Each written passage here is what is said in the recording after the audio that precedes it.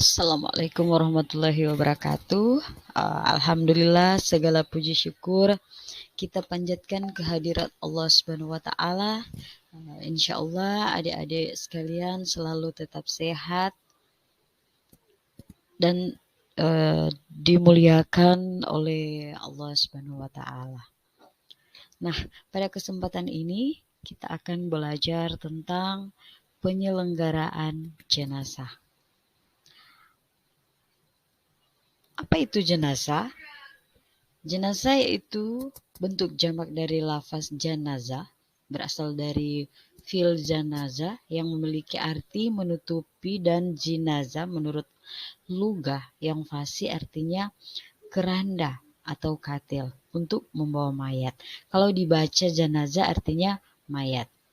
Nah, kata jenazah bila ditinjau dari segi bahasa atau etimologis berasal dari bahasa Arab dan menjadi turunan dari isim masdar yang diambil dari fi'il madi janazah yajnizu janazatan wa jinazatan.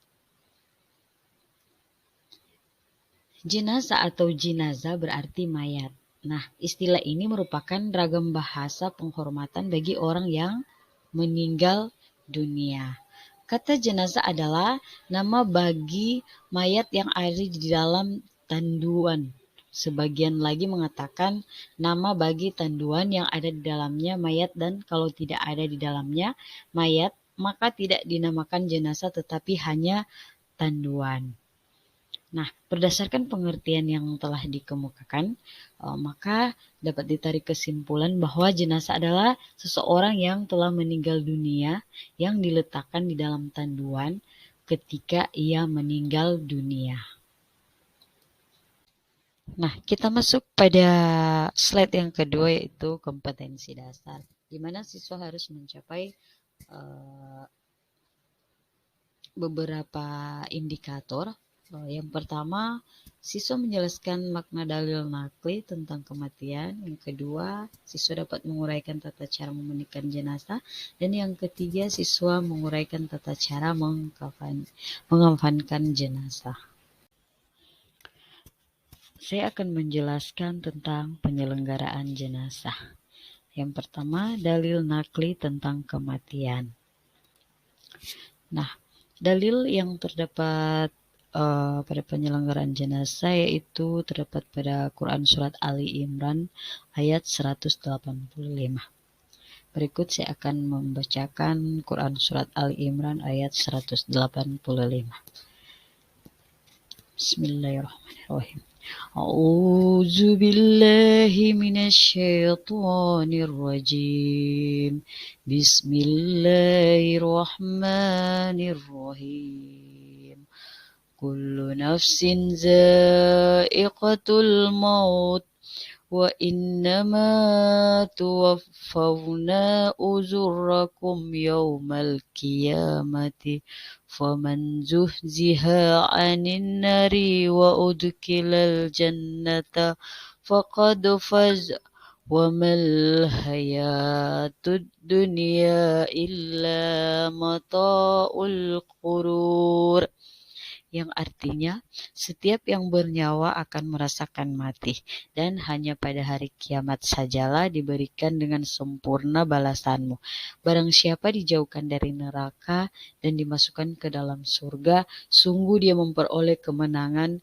Kehidupan dunia hanyalah kesenangan yang memperdaya. Nah, ayat di sini menjelaskan bahwa kita jangan tergiur dengan kesenangan di dunia, karena kesenangan di dunia itu hanya sementara. Kemudian kita atau setiap yang bernyawa pasti akan merasakan mati.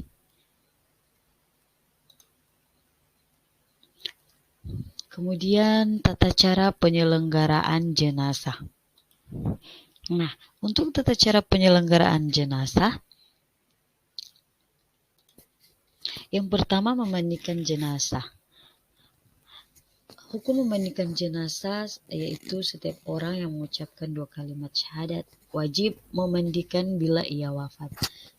Sekalipun seorang fasik yang menampakkan kefasikannya, bahkan anak zina dan janin masih berusia 4 bulan, itu harus kita mengurusi jenazah tersebut.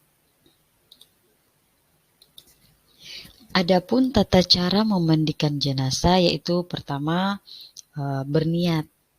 Yang kedua, mayat diletakkan di tempat tinggi seperti di atas ranjang, di mana seluruh auratnya antara pusar dan lutut ditutup. Kemudian orang yang memandikan mengangkat kepala jenazah ke dekat tempat duduknya, lalu mengurut atas perutnya dan menekannya dengan lembut agar apa-apa yang siap keluar dari dalam tubuhnya segera keluar. Kemudian jenazah diwudukan sebagaimana wudu untuk salat.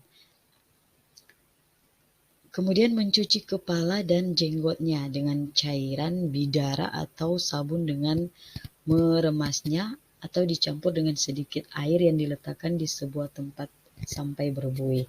Kemudian mencuci bagian kanan badannya, yakni leher kanan, pundak dan tangan kanan, sebelah dada bagian kanan, perut bagian kanan, paha kanan, betis kanan, dan kaki kanan. Nah, kemudian pada pemandian kali terakhir menggunakan kapur barus karena berkhasiat memadatkan, menjadikan wangi dan mendinginkan badan jenazah. Nah, setelah itu jenazah dikeringkan dengan kain atau lainnya.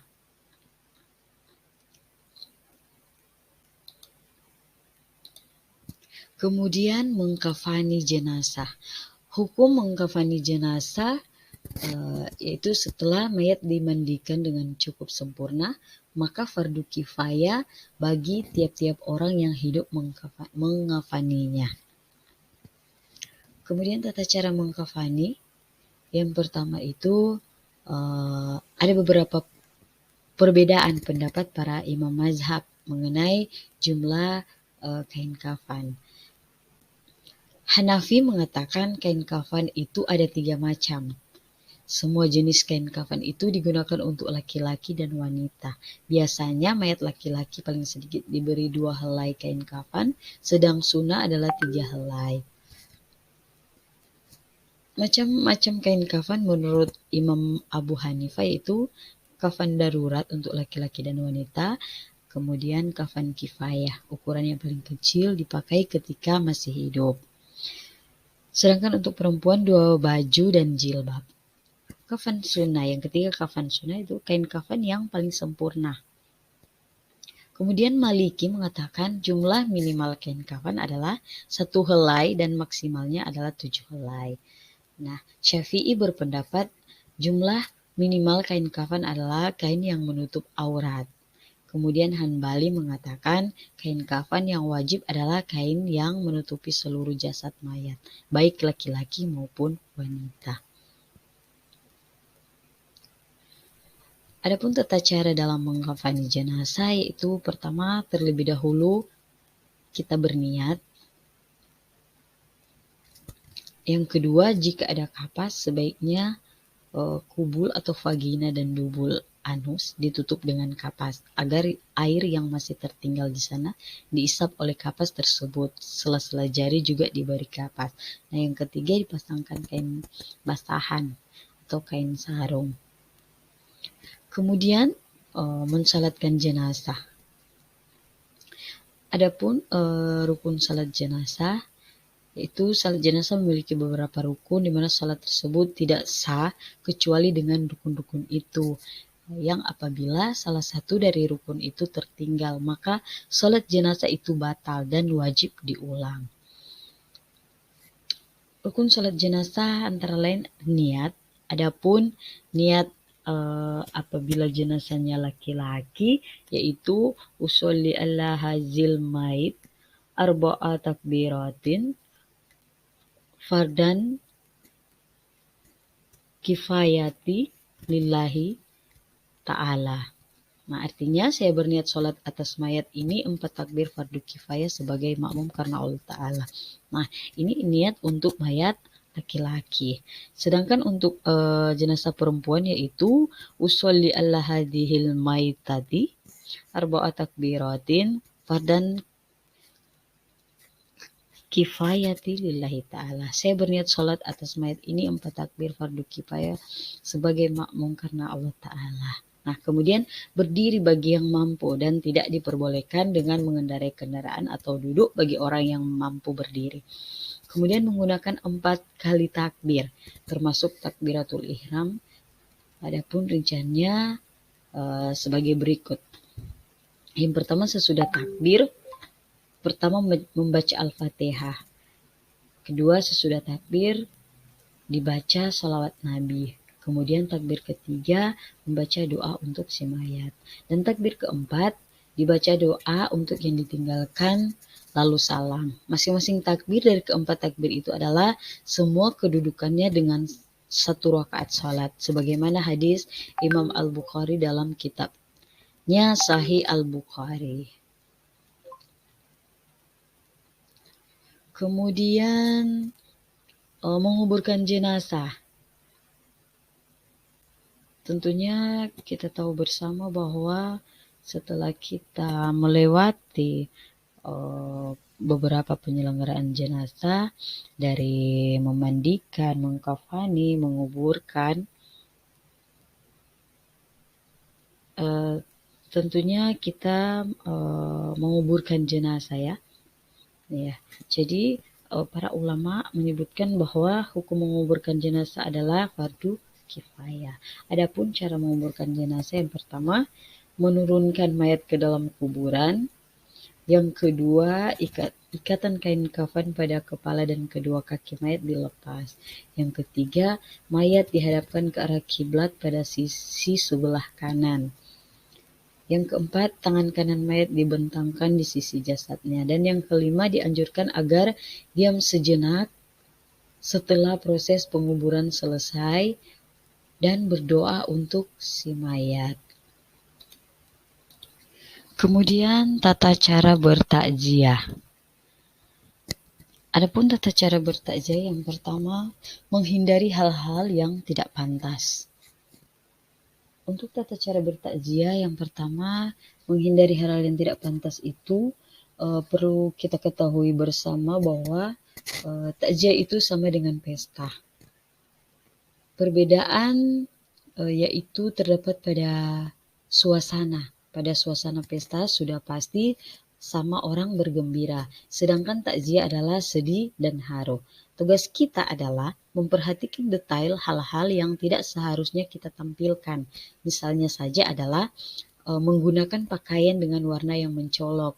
Nah, hal tersebut tentunya tidak tepat dengan momen ini, apalagi Anda menggunakan pakaian yang meriah serta parfum menyengat. Bukankah takziah itu lebih baik menggunakan baju yang mempunyai warna gelap atau pada intinya tidak begitu mencolok?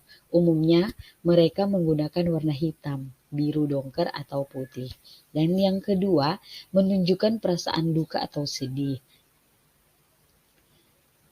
Tentunya kita harus menunjukkan perasaan duka atau sedih kepada mereka yang merasa kehilangan.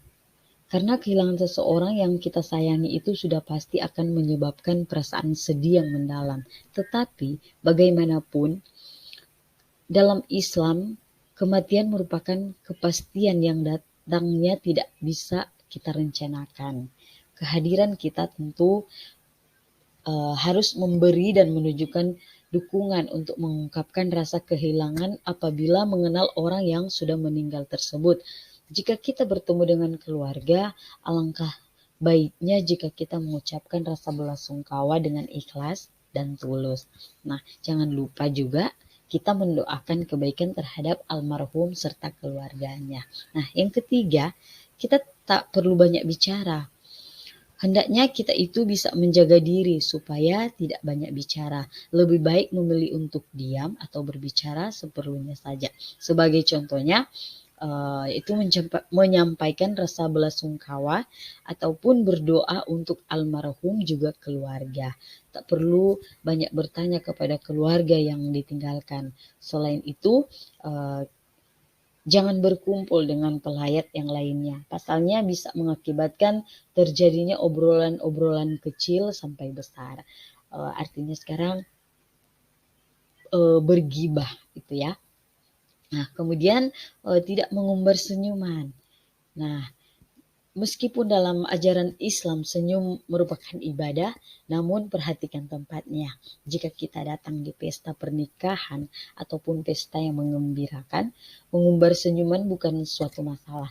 Akan tetapi jika kita pergi takziah, alangkah lebih baiknya jika kita tidak mengumbar senyum. Pahami penjelasan mengenai tata cara bertakziah ini dengan baik dan benar. Kemudian tata cara berziarah. Yang pertama itu kita harus lakukan berwudu.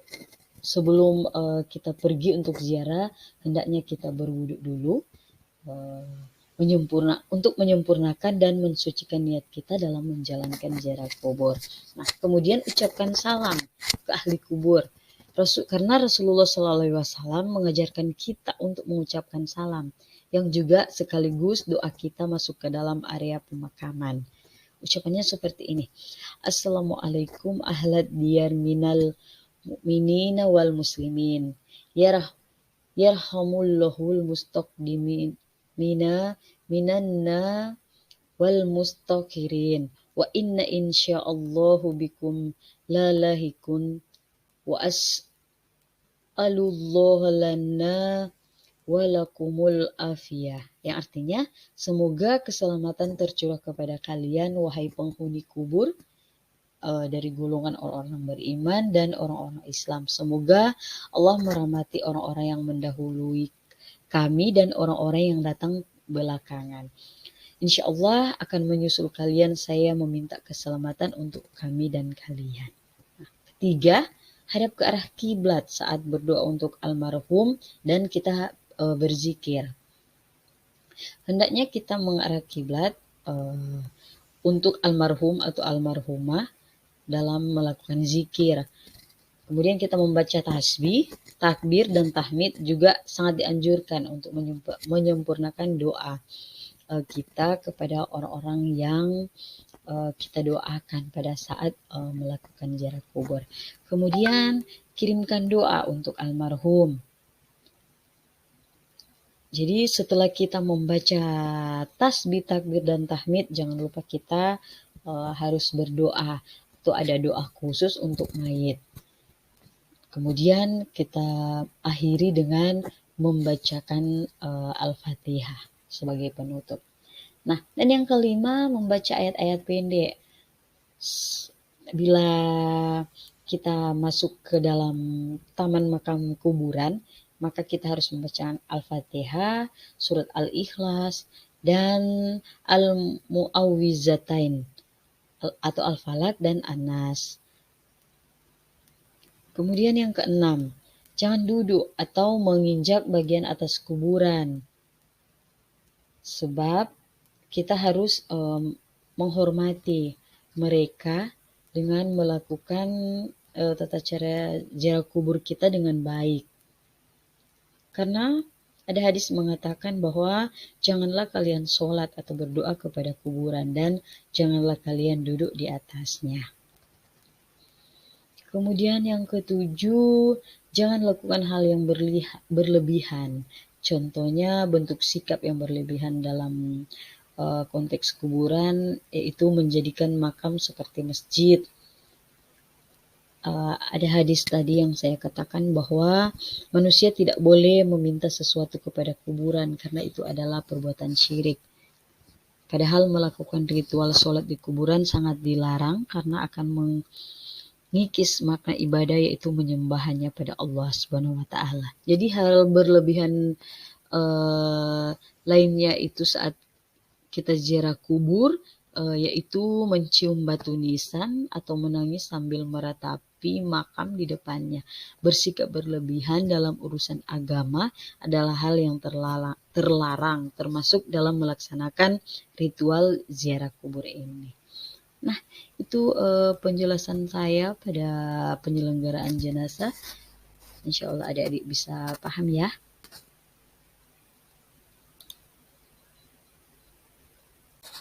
Iya, pada slide ini sudah saya jelaskan tadi mengenai dalil nakli tentang kematian.